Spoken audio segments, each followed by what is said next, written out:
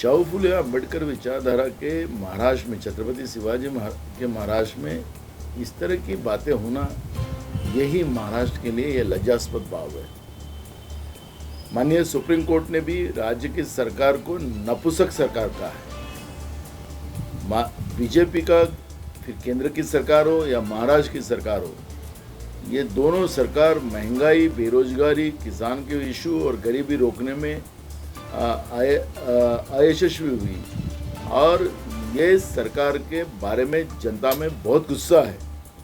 और इस तरह का क्लाइमेट बनाकर, जिस तरह से धार्मिक जातीय तनाव कर और अब अपोजिशन को टारगेट करने का जिस तरह से माहौल ये लोग बना रहे हैं, केंद्र की सरकार है, राज्य की सरकार है, होम मिनिस्टर के पास सब यंत्रणा होती है, ये कहाँ से ये लोग हैं, कौन लोग हैं जो बार बार इस तरह अपोजिशन को टारगेट बनाने का काम कर रही है।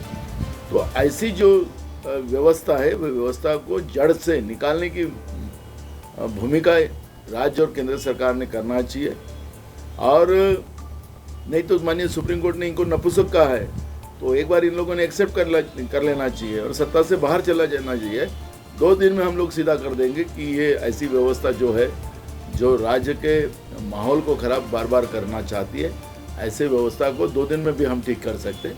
लेकिन इनको सत्ता चलाना नहीं आता हो तो इन लोगों ने जाहिर कर देना चाहिए। देश के गृह मंत्री को देश की सीमाएं हो या राज्य अंतर्गत जो भी, जैसे मणिपुर का उल्लेख आपने कहा, मणिपुर अभी भी जल रहा है, छोटा सा स्टेट। उनके 10 बीजेपी के एमएलए ने अमित शाह जी को खत लिखा, देश के गृह मंत्री को खत लिखा कि आप हमारा स्टेट इस देश से बाहर कर दो, हमें नहीं रहना हिंदुस्तान में। बीजेपी के एमएलए ने लिख के खत भेजा है। क्या 2 इंजन की सरकार, क्या दूसरा भी इंजन फेल हो गया? देश को तोड़ने के लिए 2 इंजन चाहिए इनको, काय के लिए चाहिए? देश को तबाह कर रहे हैं ये लोग। और ऐसे समय में देश चुनाव प्रचार में घूमने से ज़्यादा लोगों ने तुम्हें देश संभालने को दिया है, तो देश को बर्बाद करने के लिए नहीं। लेकिन चुनाव पास में आ रहे लोकसभा के, 6 महीने के बाद में फरवरी में आचार संहिता आने वाली है और उसके लिए बीजेपी के राष्ट्रीय अध्यक्ष जो हिमाचल से, वो हिमाचल भी जीत नहीं सके और खुद अमित शाह गृह मंत्री है, वो भी यहाँ पे आ रहे। तो यहाँ महाराष्ट्र में आने के बाद कोई भी फर्क नहीं पड़ेगा। महाराष्ट्र की जनता ये शाहू फुले अम्बेडकर विचारधारा की है, उनको समझ में आ गया है कि महाराष्ट्र को बर्बाद करने का काम बीजेपी कर रही है। महाराष्ट्र का जो सामाजिक समतोल है वो बिगाड़ने का काम बीजेपी कर रही है। और इसलिए महाराष्ट्र की जनता अब बीजेपी के भूल में नहीं आएंगी, अब उनके फूल में भी नहीं जाएंगी। महाराष्ट्र की जनता कांग्रेस के पंजा के नेतृत्व में महाविकास आघाड़ी के साथ खड़ी रहेगी। देखो, ये जानबूझकर ये सब बातें, मैंने कहा बार बार कि ये जानबूझकर किया जा रहा है।